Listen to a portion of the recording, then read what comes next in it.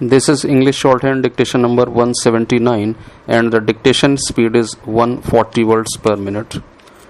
Ready? Start. Sir, my submission is that the future of political parties in India will be so constituted that they will be divided on religious lines and not on the lines of political or economic differences. As I view the situation, it seems to me that in the future constitution of India, the executive will be so divided that we shall see less of the religious and racial distinctions coming to the surface, and we shall find a Hindu minister having a party and a following containing a large element of Muslims, and a Muslim minister with a following of Hindus in his group. If that happens, I do not understand how a Hindu minister who is in charge of law and order could administer law and order in such a manner as to offend the susceptibilities of a part of the group which supports him in office. It seems to me, therefore, that the fears so far as this particular aspect of the matter is concerned are rather unfounded. The second thing which seems to be agreed upon more or less is that not only should the executive be a unified executive, but that the responsibility of this unified executive should be joint and not several. I agree with these conclusions, but the points of difference that have arisen in the course of the debate to which we have listened largely relate to the composition of the executive, and it seems to me that there arise three different questions for our consideration in connection with the composition of the executive. The first question is, should the executive be confined to members of the legislature, or should it be open to individuals who are officials or non-officials and who are outside the legislature? The second question is, should it consist of members of the minority communities? The third question is whether the governor should have the responsibility of appointing the ministers himself, or whether he should appoint the chief minister and leave the matter of the selection of his colleagues to that chief minister. Sir, on all these three questions, my answer is in the affirmative. Personally, I do not see why the membership of the cabinet should be rigorously restricted and confined to the members of the legislature. I also do not see why there should not exist some provisions whereby the executive should not be made as representative as possible of all the communities that are represented in the legislature. Thirdly, regarding the power of the governor to compose his ministry, it seems to me that we must admit that it is his prerogative to constitute the ministry, and that you must have discretion left to him in the matter of selecting his men. But sir, when I say that I answer these three questions in the affirmative, I make them subject to one supreme condition.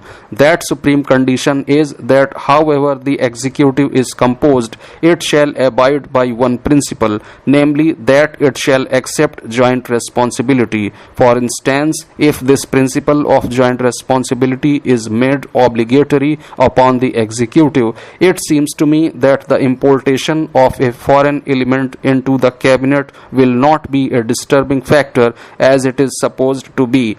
If the newcomer who does not belong to the legislative council comes into the cabinet and accepts joint responsibility along with the cabinet, I do not see any reason why such a procedure should not be permitted. It was pointed out that it may so happen that when a ministry is censored and it goes out, the official or the one who does not belong to the legislature will remain, while the other members of the cabinet will go out, and that when a new ministry is formed, he will be again tacked on to the ministry, and that he will be perpetually in the council. It seems to me, with all respects, that that is a somewhat fallacious view, because unless the members who are drawn from the legislature to form the ministry are prepared to take him along with them and are prepared to bear the responsibility of his actions, they will not consent to work when he accepts their advice and they accept his advice. For instance, if a Prime Minister were so situated that he could safely take an outsider into his cabinet and at the same time maintain the confidence of the House, I do not see why the Chief Minister should be prevented from having that privilege accorded to him. In the same way, if it was found possible that the governor should have powers to see that the different minority communities are represented in his cabinet, and if at the same time it is made perfectly clear that whoever is appointed to the cabinet must accept joint responsibility with the others, then I submit there is no harm in allowing this sort of thing. It seems to me, therefore, that the point which it is necessary to emphasize is that the governor may have the power which belongs to him as of right to compose the ministry in any way he likes, provided that the ministry works on the principle of joint responsibility. Now, the next question to which I will address myself is how best to achieve this result, how best to bring out a responsible and unified executive. It seems to me there are two ways open to us. One way is to define in the Constitution itself the character of the executive by law. The other is to leave to convention the constitution of the executive. Both these ways are adopted, as you all know. We all know that in the dominions of Canada, South Africa, and Australia, responsible government of a unified character is entirely a matter of convention. Every one of us knows that in the Canadian Act or in the Acts of South Africa or Australia, the words responsible government do not arise. It is not even mentioned in the Canadian Act that the ministers who are to advise the governor are to be members of the legislature, although as a matter of fact they are. On the other hand, in the constitutions of Ireland, Malta, and Rhodesia, this is a subject which is not left to convention. It is something which is incorporated in law. In Ireland, we know that the Prime Minister is a creature of statute. The joint responsibility is also defined by law. I therefore think that we shall have to make our choice between the two, and in making the choice, I for one would be guided by two considerations.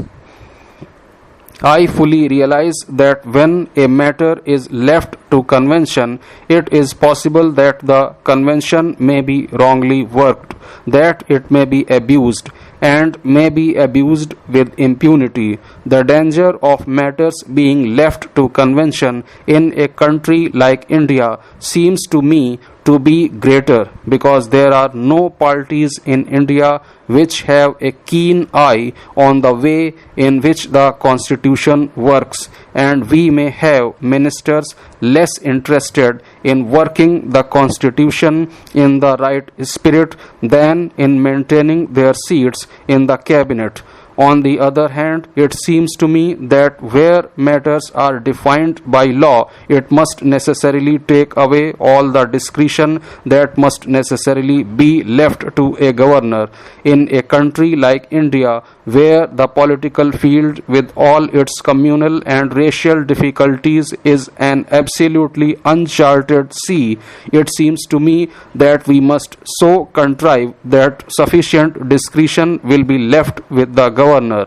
My concrete suggestion, therefore, is that joint responsibility of the executive should be prescribed by law, and that everything else should be left to the discretion of the governor, so that we shall have satisfied both the conditions. We shall have provided that whatever responsibility there is, it is a joint responsibility, and that the composition of the executive is at the same time not hampered in such a manner that the communities which do require to be represented in the cabinet may be represented, or that the necessity which Prime Minister may feel of having a non-official or an outsider in his cabinet is provided for. If we do that, if we insist by law, not leaving it to the discretion of the governor, I think all other matters may be left without any fear of abuse to the choice of the governor.